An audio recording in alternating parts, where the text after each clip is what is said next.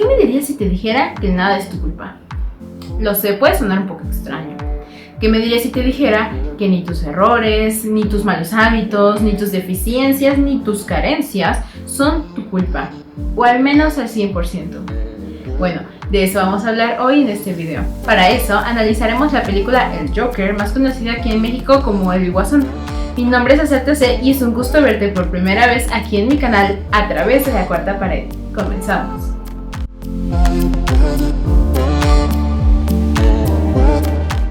Primero que nada me gustaría dar una alerta de spoilers. Yo sé que esta película no es exactamente nueva y que muy probablemente tú que me estás viendo ya la viste, pero pues más vale prevenir que lamentar, entonces pues sí, alerta de spoilers. La película Joker sigue la historia de Arthur Fleck, un hombre con problemas mentales que trabaja como payaso en Ciudad Gótica y sueña con convertirse en comediante. Desde el principio, vemos cómo su vida está marcada por la precariedad y la indiferencia de la sociedad. Arthur sufre acoso constantemente tanto en la calle como en su trabajo y padece un trastorno neurológico que le provoca ataques de risa incontrolables.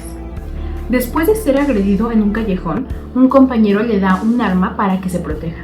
Más adelante, Arthur es despedido de su trabajo cuando el arma se cae accidentalmente en una presentación infantil. Mientras viaja en el metro, es atacado por 3 jóvenes ricos y en defensa propia los asesina con el arma. Este acto marca un punto de quiebre en su vida y en la ciudad, ya que el crimen desata un movimiento de protesta contra la élite de Ciudad Gótica. Mientras tanto, Arthur comienza a descubrir oscuros secretos sobre su pasado y su familia, lo que lo lleva aún más al borde de la locura. El fenómeno del descenso a la locura, reflejado magistralmente en películas como El Club de la Pelea, se desarrolla en Joker a través de una serie de eventos traumáticos que empujan a su protagonista al límite. En el caso de Arthur Fleck, todo comienza con los efectos que ha sufrido a lo largo de su vida, los cuales se acentúan con la pérdida de su trabajo. Un golpe devastador considerando que siempre soñó con ser comediante. A esto se suma una revelación impactante. Su madre, Penny, le confiesa que su verdadero padre es el millonario Thomas Wayne. Según ella, en su juventud tuvieron un amorío del cual nació Arthur. Sin embargo, cuando Arthur confronta a Wayne en un cine, este lo niega rotundamente y le dice que su madre estuvo internada en un hospital psiquiátrico por maltratarlo cuando era niño. Y no solo eso, sino que Arthur, se supone, es adoptado.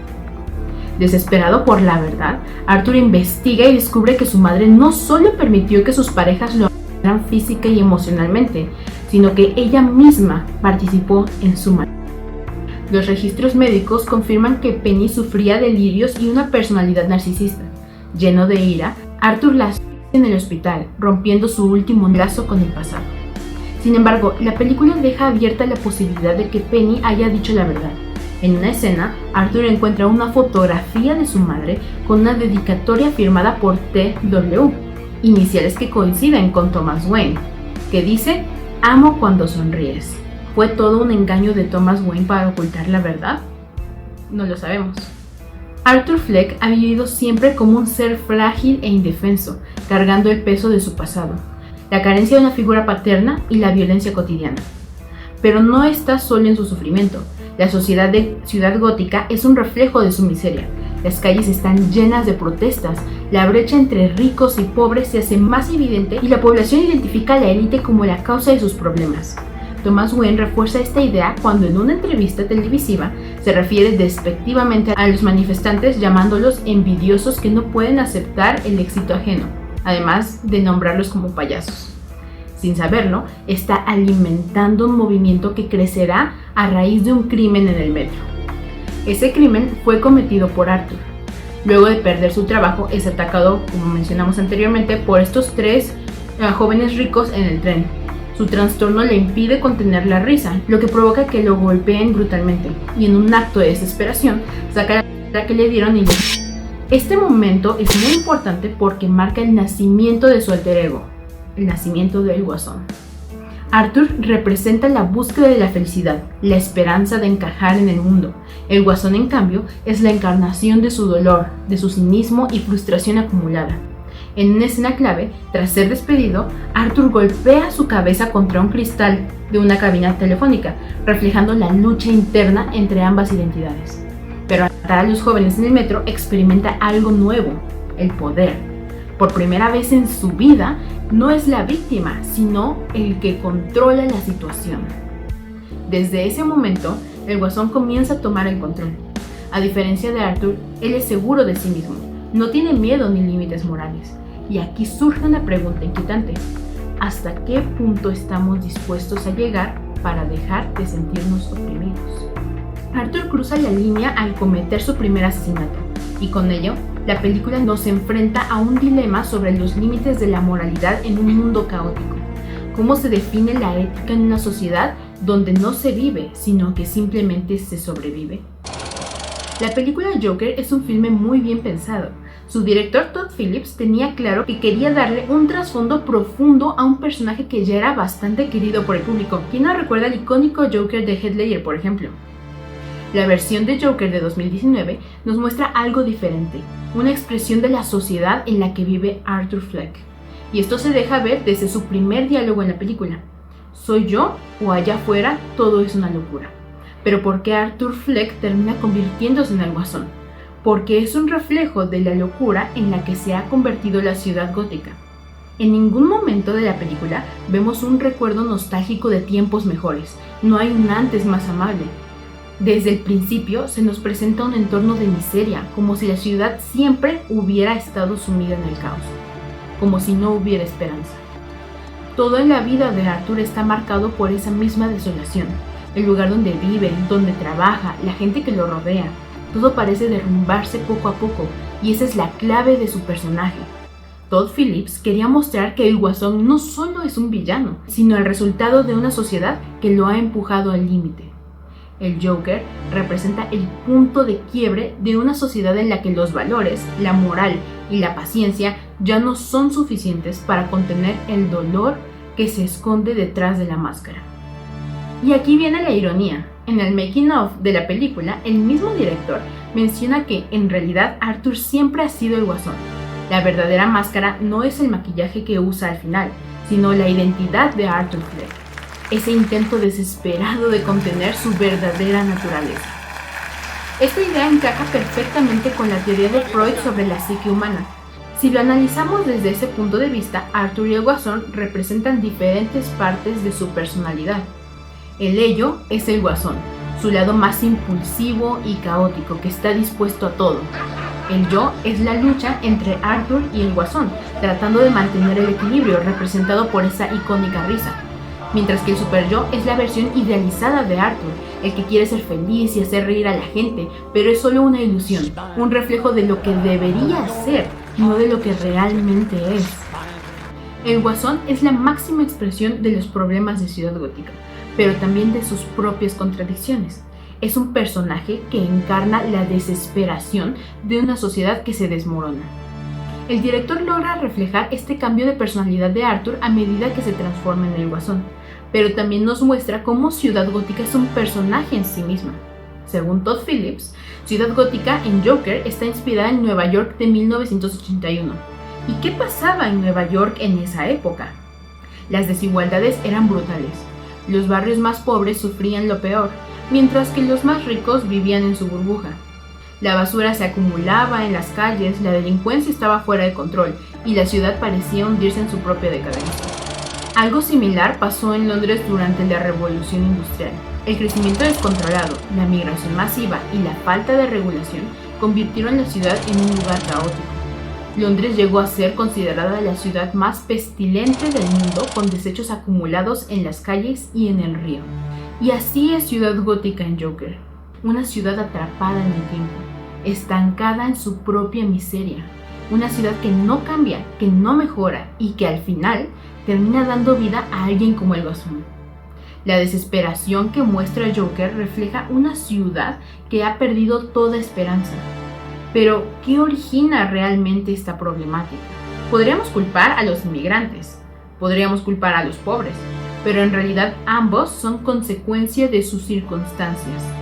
Algunos autores hablan de la atomización del Estado, otros de la globalización, y hay quienes dicen que la atomización del Estado-nación es producto de la globalización, lo que ha traído consigo problemas sistemáticos profundos. El Guasón no es solo el resultado de la incompetencia de las instituciones, es la prueba del fracaso del modelo liberal. Ciudad Gótica está inspirada en la Nueva York de 1981. Y no lo digo yo, lo dice el propio Todd Phillips en el making of de la película. El Joker representa la locura, la frustración y el dolor de las sociedades postindustriales globalizadas y profundamente desiguales. La crítica que hace la película, sea intencional o no, es una sentencia contra el sistema en el que vivimos. Podríamos decir que Arthur está loco. Pero para afirmar eso tendríamos que aceptar que la sociedad es la que ha provocado su locura. Es el entorno lo que lo ha moldeado hasta llevarlo hasta ese punto. Ahora bien, ¿esto justifica lo que hizo? No, pero sí nos obliga a entender que la combinación de factores personales y sociales es lo que dio origen a Arthur Fleck. Es lo que dio origen al Guasón. Aquí es donde entra una de las preguntas más incómodas. ¿Realmente somos responsables absolutos de todo lo que hacemos?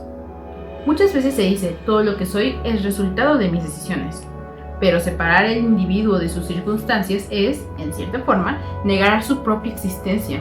Nadie se desarrolla en el vacío. No somos niños criados por lobos en la selva, completamente aislados de cualquier influencia. Incluso en esas condiciones, nuestra identidad seguiría estando determinada por el entorno. Si miramos esto desde el materialismo histórico, podemos decir que el ser humano es un producto de sus circunstancias.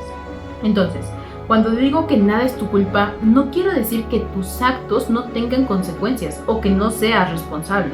Lo que quiero decir es que todo lo que eres, tus errores, tus hábitos, tus defectos, tienen su origen en las circunstancias en las que creciste.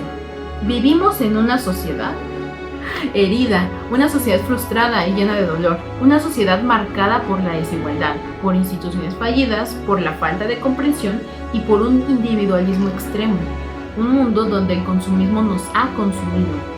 Compramos cosas para llenar un vacío, pero terminamos sintiéndonos aún más vacíos, demostrando la naturaleza paradójica de la realidad. Y mientras más pensamos en nosotros mismos, más nos abandonamos. Porque el ser humano es por naturaleza un ser social.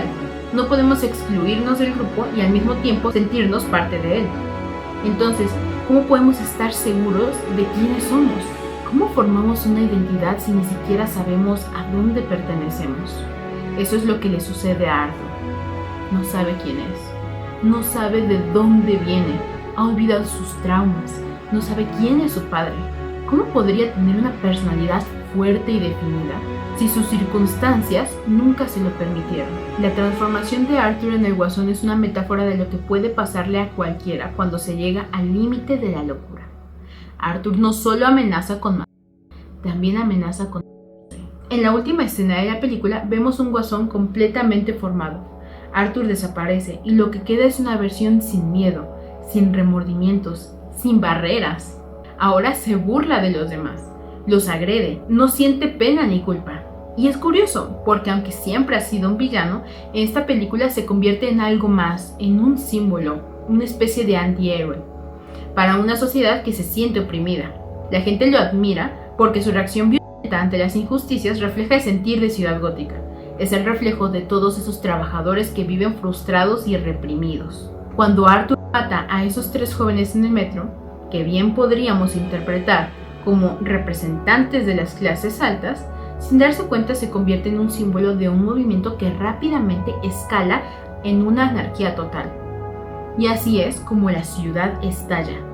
La gente suelta toda su rabia, toda su frustración y empieza a destruir lo que les rodea, porque Joker no es solo una historia sobre un hombre que se vuelve loco, es una historia sobre una sociedad que estaba rota desde el principio. Cuando hay frustración y dolor reprimido, la violencia es casi inevitable. Toda la película nos prepara para ese final, para recibir al Joker, para verlo actuar, para ver cómo es capaz de entrar a un estudio de televisión y asesinar a quien alguna vez fue su ídolo. Pero ¿quién es ese ídolo? Se trata de Murray Franklin. Es el presentador de un late night show, una especie de Johnny Carson en la Ciudad Gótica en los años 80. Para Arthur, él representa todo lo que nunca tuvo. Representa admiración, validación, una figura paterna. Desde niño, Arthur veía el programa con su madre y soñaba con estar ahí, con ser reconocido por alguien como Murray.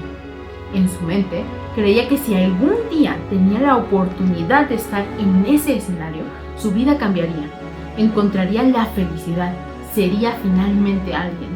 Pero cuando ese momento llega, no es como él imaginaba. Murray no le invita al programa porque crea en su talento, sino para burlarse de él. Se ríe de su fracaso, de su torpeza, de su intento fallido de ser comediante. Y en ese momento, Arthur se da cuenta de la verdad. Murray nunca fue el padre que él imaginó. Nunca lo respetó, nunca lo valoró. Así que cuando finalmente está frente a él, con la ciudad en llamas y su transformación en el Joker completa, su única respuesta es la violencia. Pero aquí hay un problema importante. La acción de Arthur no soluciona nada. Descargar su frustración contra alguien que no es el verdadero responsable de la opresión que ha sufrido toda su vida no cambia sus circunstancias, no cambia su realidad. Mandar de vuelta al lobby a 3 jóvenes en el metro tampoco fue la solución. Ninguna de las muertes que provocó lo fueron. Esos actos no eran más que explosiones de toda la rabia, el odio y el dolor que había acumulado durante años. Es en ese momento cuando Arthur deja de ser Arthur y se convierte finalmente en el Joker. Y es ahí donde se convierte sin duda en un villano. Pero esto no es algo exclusivo de él. Todos podríamos caer en ese mismo círculo. Todo este análisis nos ayuda a entender cómo nuestras circunstancias pueden predisponernos a actuar de cierta manera. Pero eso no significa que estamos destinados a hacerlo. La verdadera lección aquí es que si no entendemos de dónde viene nuestro dolor, nuestro resentimiento y nuestras carencias, nunca podremos cambiarlas. Reaccionar impulsivamente no es la solución. Sí, puedes ser víctima de la pobreza, de la desigualdad, del mal funcionamiento de las instituciones, de la discriminación, pero si al final decides lastimar a otros o a ti mismo, es porque no comprendes del todo las circunstancias que te rodean, y por eso es tan importante la introspección tanto a nivel individual como colectivo. Arthur estaba atrapado en una sociedad caótica, una sociedad que no iba a solucionar sus problemas, que de hecho los estaba empeorando. Le quitaron el acceso a la ayuda psicológica que necesitaba. Su situación se deterioró al mismo tiempo que la ciudad se desmoronaba. Y sí, en teoría, él tenía la posibilidad de aprender de su entorno y cambiarlo, pero en la práctica estaba demasiado vulnerable para hacerlo. No tenía amigos, no tenía conexiones. La única persona que tenía, su madre, lo subestimaba. No creía en él, no lo apoyaba en su sueño de ser comediante.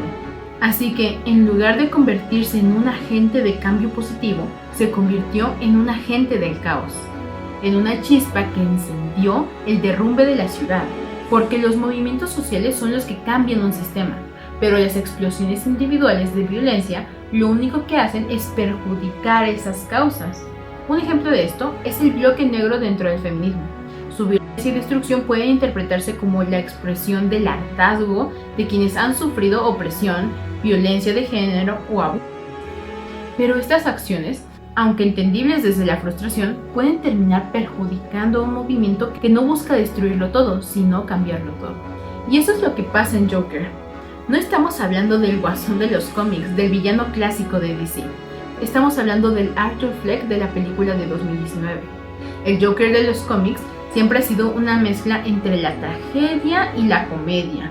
Un personaje que encuentra su máxima expresión en la locura. Arthur Fleck, en cambio, es la contradicción entre el dolor y la alegría. La alegría y el dolor son dos conceptos que desde el principio se presentan en contraste y que a lo largo de la película se acentúan cada vez más. Arthur no logra comprender qué es realmente cómico, qué significa ser feliz o qué es lo que hace que algo sea divertido. ¿Cuándo se nos revela esta incapacidad de Arthur para entender la comedia? En una escena clave, cuando está en un club de comedia viendo un monólogo, los momentos en los que Arthur se ríe no coinciden con los del público. Hacia el final de la escena, Arthur comienza a reírse junto a los demás, pero lo hace mirando a su alrededor, como si intentara descifrar cuándo debería reírse. Cuando lo que dice el comediante es gracioso. Incluso lo anota en una libreta como si se tratara de analizar y capturar la esencia de lo que hace reír a la gente. Arthur siempre ha querido ser cómico, pero nunca ha logrado proyectar esa gracia, ese carisma que caracteriza a los grandes comediantes. Otro momento crucial ocurre al final, cuando Arthur cuenta un chiste en el programa de Murray. Dice: "Toc toc, ¿quién es?". "La policía, madame. Su hijo ha sido atropellado. Está muerto". Y se ríe. En ese instante, Arthur está interpretando que una situación dolorosa puede convertirse en una broma, en un chiste. Lo hace desde su propia subjetividad, desde las experiencias que han marcado su vida. Para él, lo trágico se transforma en cómico y lo doloroso en alegre. ¿Por qué? Porque toda su vida le han dicho que él es una persona feliz. Su madre incluso lo llama Happy, pero Arthur nunca se ha sentido feliz. Si toda la vida le dicen que es alegre y lo único que siente es dolor, entonces su interpretación de la alegría está profundamente distorsionada. Lo que él entiende como felicidad está disociado de lo que la sociedad considera alegría. Para Arthur, la felicidad es una máscara que oculta su dolor y la comedia una forma de expresar su tragedia personal. Esta disociación alcanza su punto máximo cuando Arthur mata a su madre en el hospital.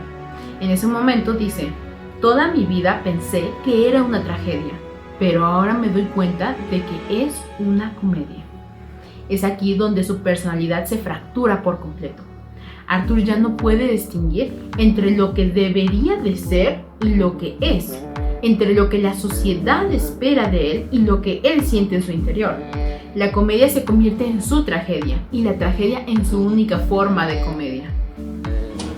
Muchas gracias por estar en este primer video de mi canal. Ahora sí que tú que me estás viendo, eres pionero, eres de los primeros suscriptores. Gracias. Si te gustó el video, no olvides suscribirte y nos estaremos viendo próximamente a través de la cuarta pared. Hasta luego.